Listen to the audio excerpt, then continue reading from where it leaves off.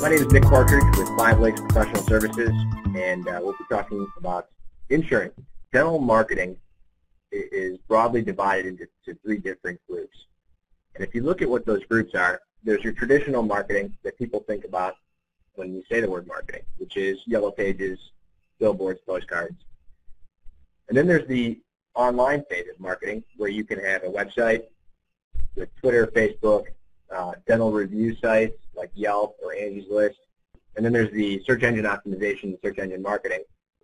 Insurance participation really is a form of marketing, and I don't think a lot of practices consider it as such, because what you're doing essentially is reducing your fees so there's a cost and able to access a broad range of potential patients. When dental practices run traditional marketing campaigns, perhaps a billboard, let's use that as an example, they're tracking their return on investment. So they're saying, okay, this billboard cost me $6,000 a month, and at the front desk, we always ask where you heard us, or on the phone where you heard about us and what brought you in. And at the end of the month, we're going to track how many patients we can attribute to that billboard. But insurance, for some reason, has kind of avoided or has been kept away from that type of analysis. People say, well, I'm on these number of plans and I have this many number of patients, but you can't really tell if it's a good deal, if you're getting your money's worth, so to speak. So today we're going to look at insurance, the decision to participate with insurance, plan selection, which carriers make the most sense, and then we're going to look at how to optimize your insurance participation if you're in fact participating. So again, the biggest first point here is that accepting insurance is a form of marketing, and we need to be thinking about it moving forward as such. When you talk about insurance, people obviously talk about paperwork and the delayed payments, and some of the cons immediately come to mind. And I just want to take a minute to step back and say there are pros and cons to this, and it's not necessarily the right strategy for every dental practice. However, the pros are pretty significant. One is it gives you access to a large potential patient base. Two is that they do free marketing on your behalf, sending out provider directories to all of their plan participants.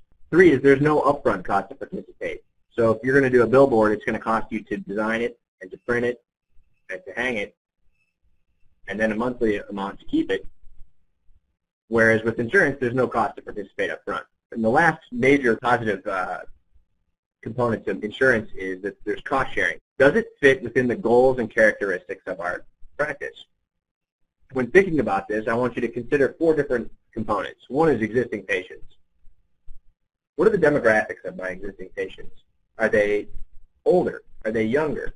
Do they rent their homes? Do they own their homes? Meaning, are they transient? Is this an area where you're going to have a lot of people in and out for work? Socioeconomics, what's the income level? What are we looking at from an average household income? Competition, you want to know what your competitors are doing. Everyone in your neighborhood is taking a number of insurance plans, and you don't. How does that impact your practice? Fee schedule is certainly something that you want to take a look at, both your own fee schedule as well as the insurance fee schedules. And then your procedure preferences, production, and history. So if you're a bread and butter dental practice that does a lot of crowns, fillings, how does that impact your decision to accept insurance as opposed to somebody who does perhaps a lot of cosmetic work? Outside of your existing patients, we want to look at what your target new patient is. A lot of effort is spent on bringing in more new patients, but you have to understand exactly what kind of patient that you're going after. Then you have to look at how many new patients do you want to get. Do you want a target of 100 new patients a year, or on a particular month you want 10 to 12? The economy has suffered here. A lot of companies have responded by making changes to their dental plans, and so you have to look at the different options. DMO is obviously the lowest cost option from an employer perspective, and it works much differently than a PPO, which is a more traditional plan. When you look at PPOs, then, you have to look at it from the eyes of the employer, because the employers are the ones purchasing the plans on behalf of their employees. So you have to look at the fee schedules, you have to look at the reimbursement rates, things like that. And then what's the appropriate number of plans?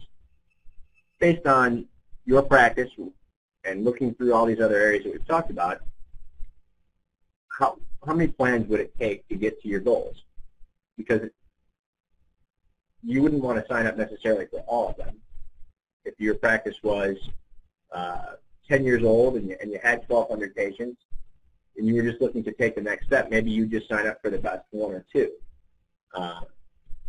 So you want to look at what's the appropriate number of plans based on your goals, your capacity, and again, your competition.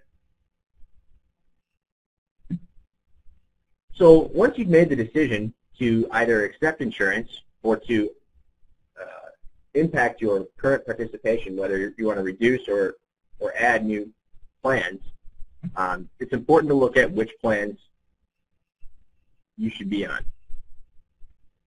Best possible plans to be on, regardless of what you're on today. You want to look at several different things. We found that in going out and doing insurance reviews for dental practices, most practices are simply looking at the fee schedule. They're saying, what are the crowns, and maybe what are the fillings and the dentures, and then if they say that the cost for a crown is $750 on this fee schedule, they say that, yeah, that's pretty good. We'll go ahead and sign up for that. They're not looking at a number of other factors. The first one is, does that plan have any patients in your development geographic area? If you sign up for an insurance plan and they don't have any patients or any employers that are in your local area, it doesn't make a lot of sense, even if their fee schedule is outrageous. Then you want to look at the fees. Next, you want to look at what your competitors are doing. We worked with a practice not too long ago that one of their closest competitors was not on a set of plans, and so we saw that as an opportunity to increase their number of potential new patients because they could get on those plans without having to worry about their competitor taking those or having access to those patients. Then you want to look specifically more at the network. Some networks are available for lease. So when you sign up for Blue Cross Blue Shield, you could actually get patients from other insurance companies who are leasing that network. You want to look at their plan types. As I mentioned, in this economy, a lot of employers, as a means to reduce the cost of their dental insurance premiums, have taken some of the richness out of the plans. So maybe they've moved the reimbursement rates. Maybe they've changed the maximums. Maybe they've changed the set of services from major to basic. Basic to major. So you want to look at you want to know more about the plans that they offer, their other insurance partners, and then you want to look at the provider quality. Being on an insurance plan has a certain image to it. If you're on a plan that has only maybe chains or only very high-end independent dentists, that says something different, and it also impacts your competition. So looking at the other providers on the network is a measure of the network's quality. So we've talked about a lot of different ways to look at insurance and how you participate. Once you enroll, you have to treat this as any other marketing initiative. So let's say that you've gone through this analysis and you've identified several plans that you want to either eliminate or add. Well, based on enrollment or getting off of an insurance company network, it's important that you start to look at this from a better business perspective. Develop a plan to attract new patients. So let's say that you're going to add a carrier, you're going to add Cigna to your dental practice. It's important that you have a plan to attract new patients from that new network. Then once you do, measure your return on investment by tracking the number of new patients, by tracking the production that comes from those patients. Make sure to communicate your insurance policy with existing and new patients. So not only just focusing on the new patients, but focusing on your existing patients.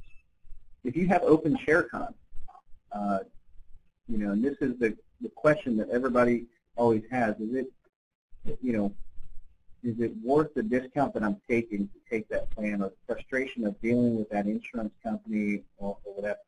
And I just simply say, you know, it is much better to give a discount on a patient's dental treatment than it is for you to have open care.